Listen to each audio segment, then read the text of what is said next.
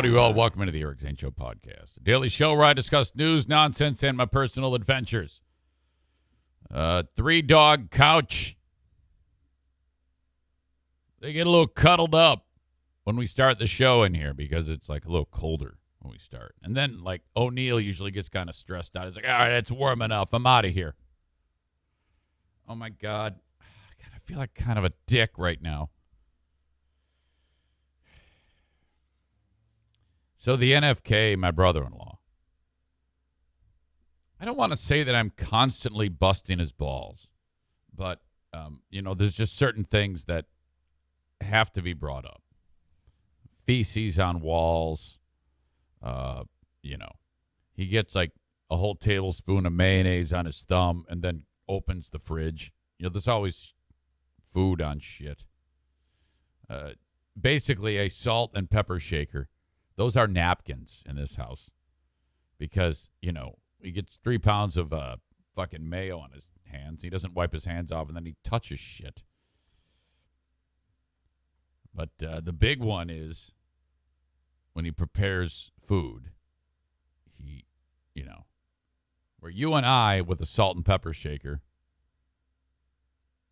would do what we do. He just kind of like shakes the fucking thing like he's jacking off Goliath's dick. And so the salt and pepper goes everywhere. And he does it right next to the range top. We've talked about this. It's black. So it's just, after a day or two, it's like got 8 billion grains of salt on it and tons of pepper. So, of course, I have to clean that up. He won't do it. Or he doesn't see. I don't know what the fuck goes through his mind. So we've had conversations. And then I went so far as to take a note and put salt food over sink. And I go down there today. And just now to get this cup of coffee. And he's preparing the food right by the fucking stove. And I'm like, oh boy. And he's squirting mayonnaise on it. So I'm like, he goes, how you doing, Eric? I go, not bad, Kevy. How are you? He goes, I'm good. And I said, I'd be better, though, if you were salting that over the sink. And I guess he had. And this is the final step. He salts that over the sink, and then he brings it back over there and puts the fucking mayonnaise on it. And I believe him. So I felt like he goes, I did it over there. And I'm like, oh fuck. Now I feel like a cock. And I do. I kind of feel like a dick.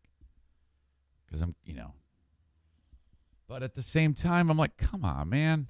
I got to give myself, it should be okay for me to bitch about things in the house. I think, I don't know. Sometimes I wonder. It just drives me up a wall. Little things like that.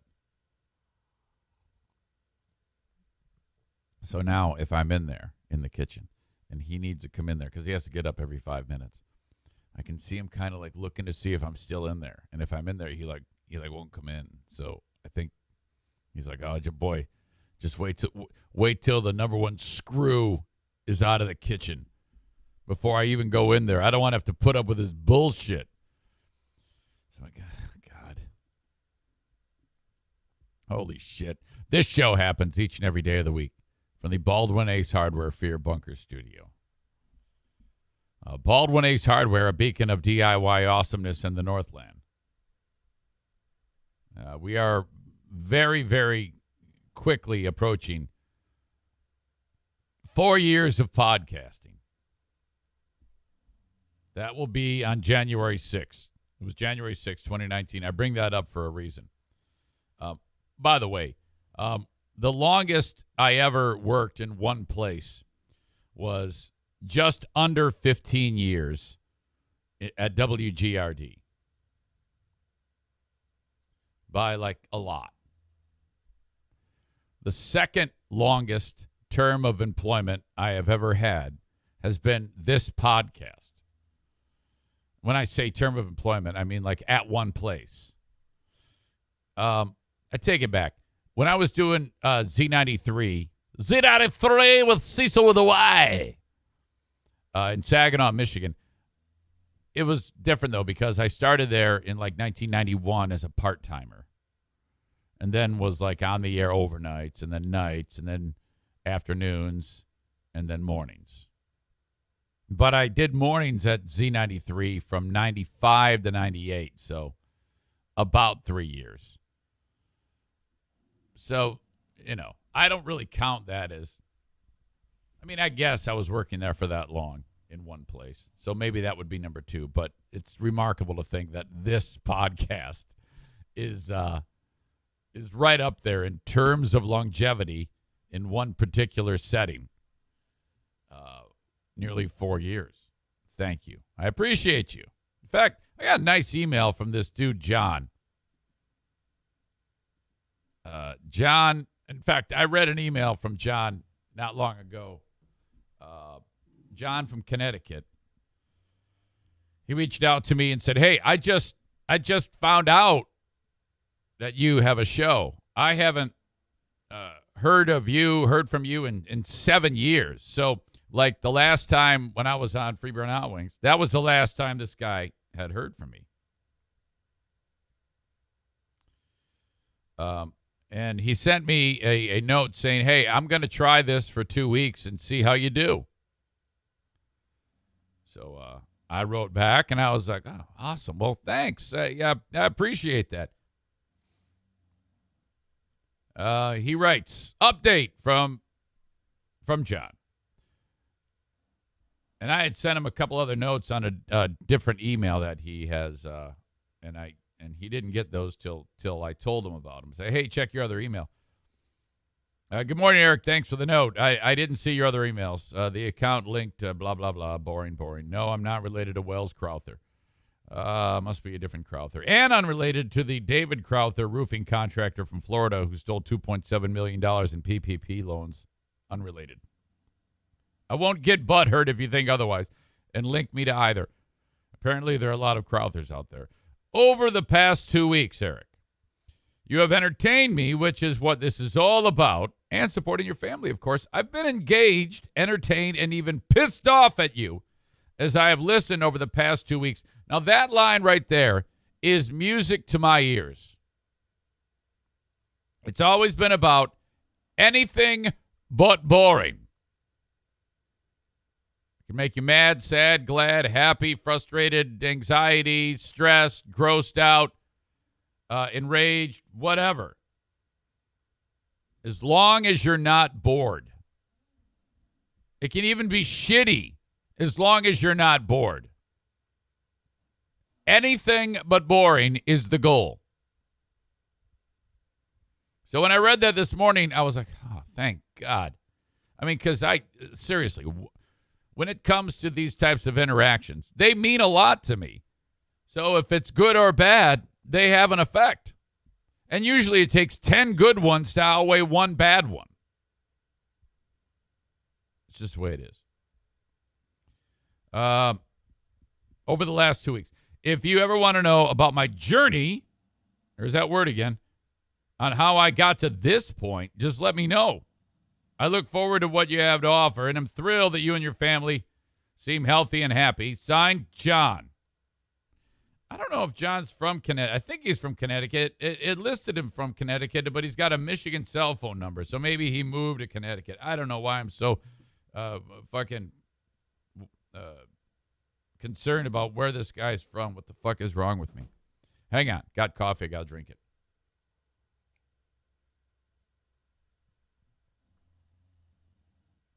One more. If I don't drink this now, it's going to get cold, and that's fucking terrible.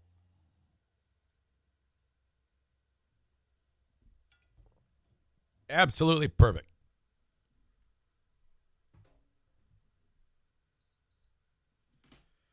Oh, man. So anyway, I bring that up about the 4-year anniversary. Because what I'm about to tell you is kind of a little bit about how I got to this point. If you recall, prior to starting the podcast, I had a radio show for about 2 years and 9 months on WBBL. And that started because of a moment in time that happened again last night. Deja vu. Deja vu. It was an unbelievable feeling that like I had been there before. I had seen this before. I had felt it, smelled it, heard it, saw it, everything.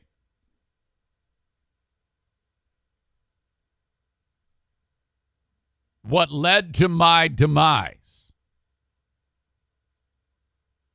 the final nail in the proverbial coffin, from my days on the old Free Bear and Hot Wings show. What led to that was a scenario that unfolded before my eyes back then, and the exact same thing happened to me last night.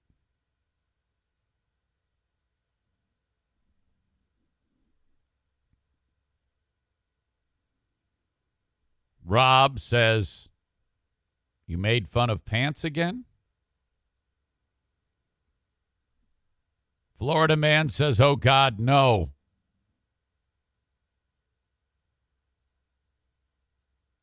The shot clocks malfunctioned.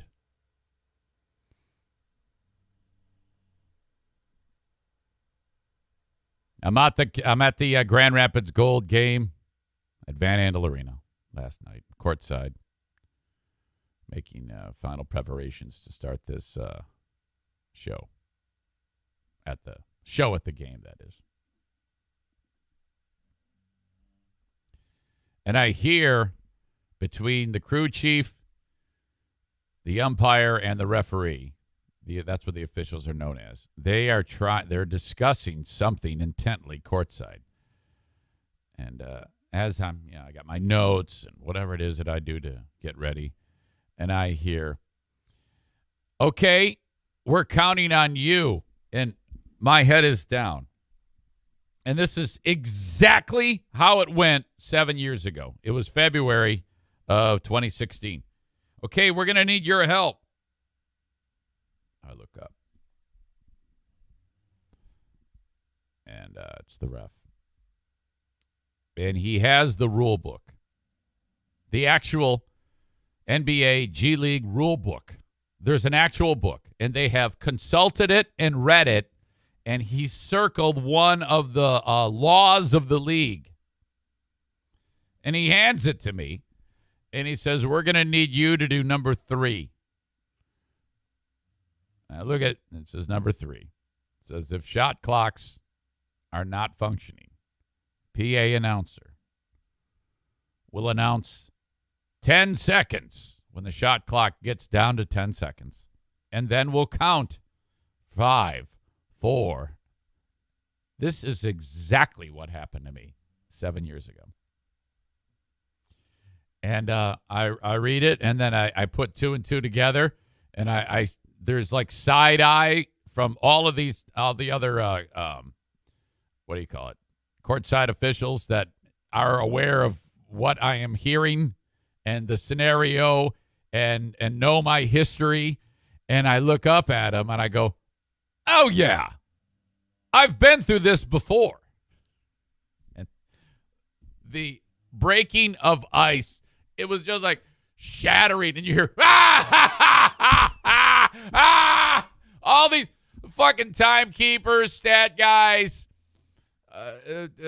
scorekeepers are all fucking game ops people. They're all cracking up at that comment, and this ref is like, "What the fuck? What is wrong? Why are they all laughing?" I go, it's a long story, but I know exactly what to do here. Yes, I read this, and I have you covered. This is not going to be a problem. Piece of cake. I have experience in this realm. And these guys can't stop laughing.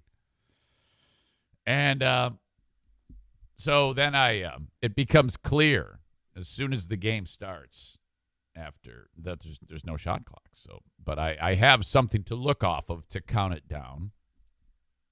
And before the game, they call the coaches over and they explain to the coaches what's up, and the ref says, and then this guy right here, he's going to announce 10 seconds. Then he's going to count it down from 5, 4, 3, 2, 1. And the coaches go, all right, well, we didn't know that was the rule. We didn't know that that's how it works. And he goes, yeah, that's how we are doing it. That is what the rule book states, and we will follow that to the T. Now, so I did that. And I did a good job. I did a really good job. You see, this is the point where the Deja Vu portion of the show ends. Because as I talk to you now, 7 years ago, I started to bash Joel for the Deltaplex and his pants. Joel's not there, so I can't make fun of him, and I'm not at the Deltaplex, so I can't make fun of anybody else. It was just one of those things. The high point, though, was the reaction from all of the guys at the scorer's table. Oh, my God.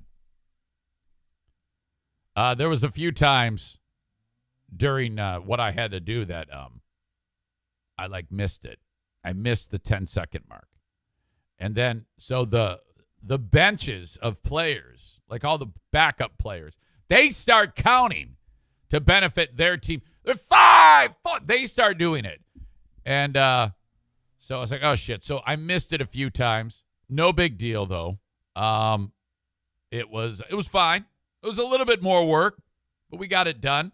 No explanation given as to why the shit malfunctioned. And,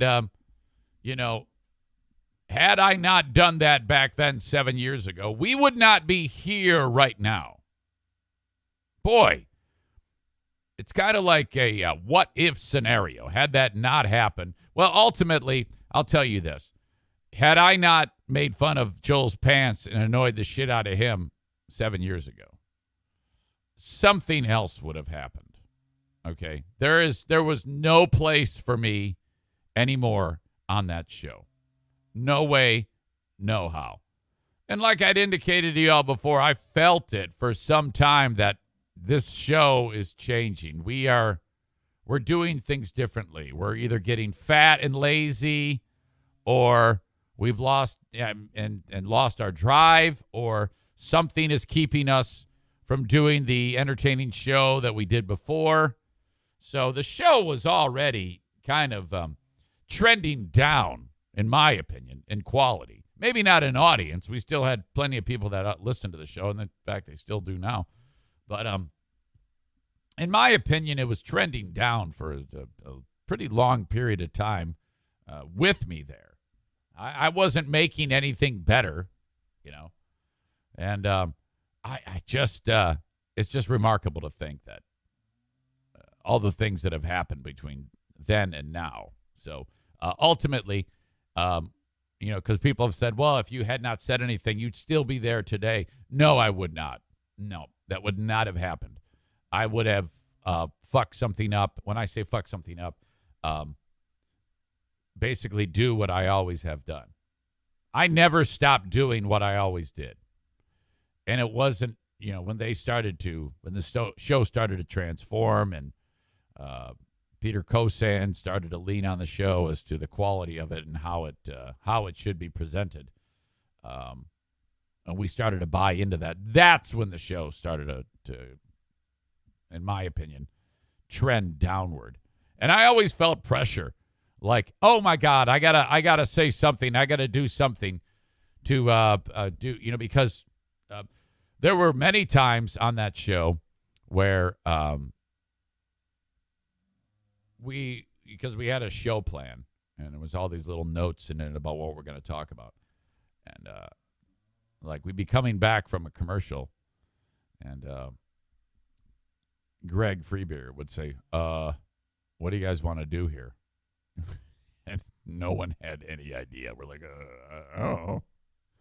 No clue. So there were times that I felt pressure. Well, we got to do something. I got a story. I'll tell you about the shot clock deal. And so that led to making fun of Joel. I don't know. Maybe it had to do with, I think I might have been deep down kind of annoyed with the fucking Deltaplex. I mean, that place.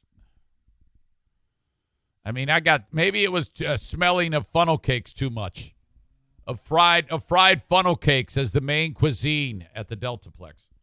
But there was a certain charm to it, no doubt, too. Long live the Deltaplex. Long live the shot clocks. So that was something yesterday. To actually look that guy in the face when he said, all right, this is what you got to do. And then, yeah, oh, I know what to do. And then the uproarious laughter. And then Rick, the guy who runs the timekeeper, I hear him say under his breath, I wonder if we're going to hear about this on the radio. And it's like, well, probably not the radio, because being on Big 101.3, I can only talk for 30 seconds at a time. So, all right. So that was my night last night, and it was spectacular. The team ended up losing, though. And we've been struggling. I think they are 2 wins, 10 losses. Josh writes, imagine how bored you'd be doing around the room 20 segments a week.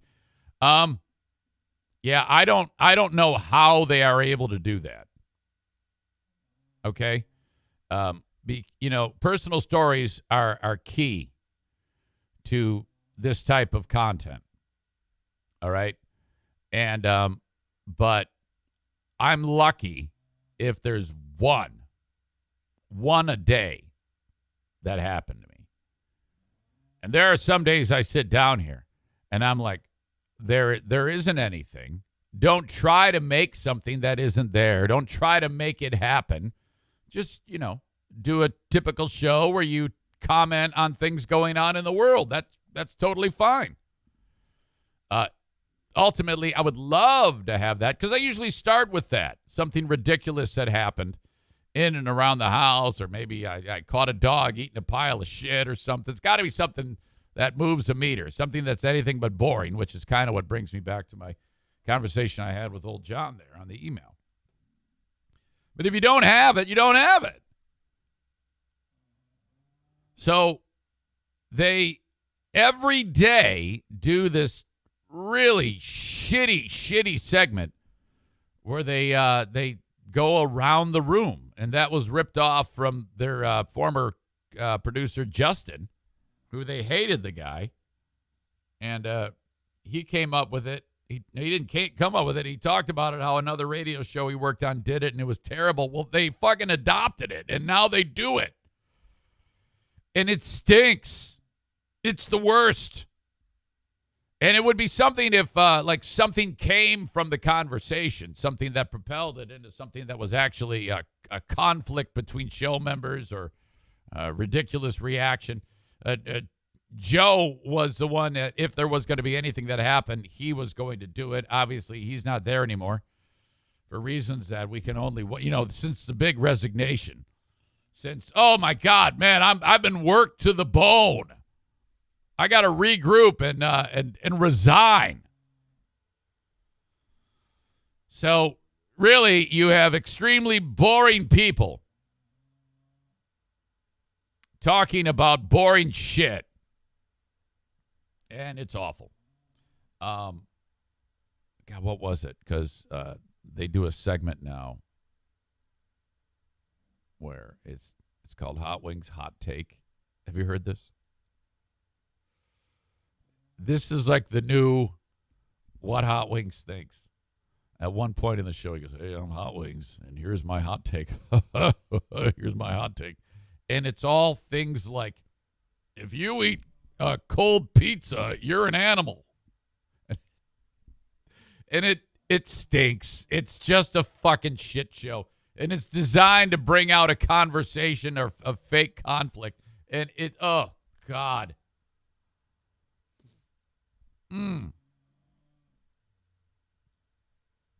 Blue State Rob writes, Hot Wings told a story about pulling a baby wipe out of his dog's asshole the week after Eric left. I knew when it wasn't going to work. I knew then it wasn't going to work. Eric was the glue. Haven't listened since. Well, how did he fuck that up? Because that sounds like a fucking great story. Pulling a baby wife out of an asshole of a dog. That's great. I don't know how that was ruined. All right. Okay, so that's a little stroll on memory lane after what happened last night. And that is why this podcast is named Deja Vu today. Because, my God, you should have seen the look on my face when he said that. Okay, ladies and gentlemen, as you know, this show happens on several different platforms for the open. So for you folks on Facebook, Twitter, and YouTube, I now must send you out into the world. Enjoy your day, but I've got to pull the plug on you. I'm encouraging you to go to twitch.tv/Eric Zane Live and follow the page there. And if you really want to help out, subscribe to the page. When you subscribe, you get no ads during the video live stream, audio video live stream. Okay? Except for the one at the start, which happens to everybody. So thank you so much. If you sign up with your Amazon Prime account, you get it for free. Otherwise, it's $5.99. Or don't do it at all. Makes no difference to me. Well, no, it does make a difference. I actually get income when you sign up with your Amazon Prime account. It's a quick and easy and free way to support the Eric Zane Show podcast. Everybody on Amazon Prime gets one free Twitch Prime membership per month, but you have to sign up manually each month. Of course, when this show is done, you will be able to download the audio from your favorite podcasting platform.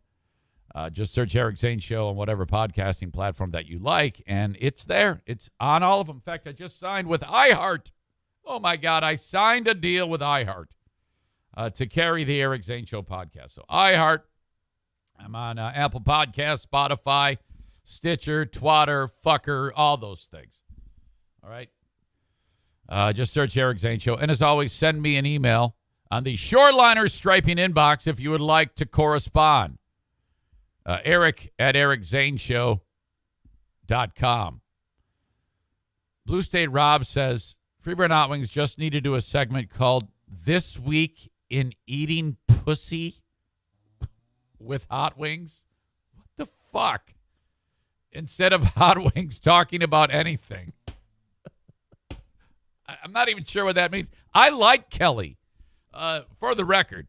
If any sideways comments, actually, I don't think I made any sideways comments or attacks on Freeburn Hot Wings. It's just my opinion of how the show sounds. A lot of people still love that show and probably still will. Once you get over the hump and become a heritage show, it's pretty much a foregone conclusion. But I like Kelly. I really do. I think she sounds awesome. To me, she is the one thing that will keep that show viable. And that's a polarizing thing to say these days, because for some reason people bash her, and I think she's great. God knows Greg or Chris have a great deal of difficulty standing on any platform and making a statement about anything at all. These two are not the alphas that you need to drive a show. All right? You got to have someone there who is willing to get in, and she is the one.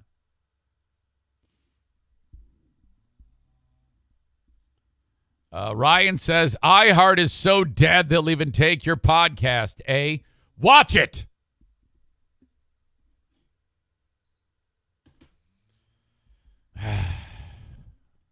There's some discussion about the old beat-up of the rapper Klingon M, who used to rap in Klingon.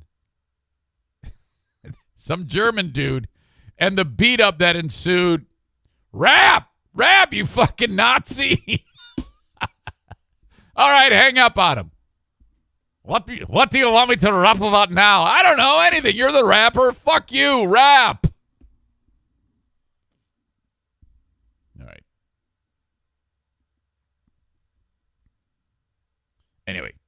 Twitch is where you need to be if you're on Facebook, YouTube, and Twitter. So I'm going to kick you guys out now.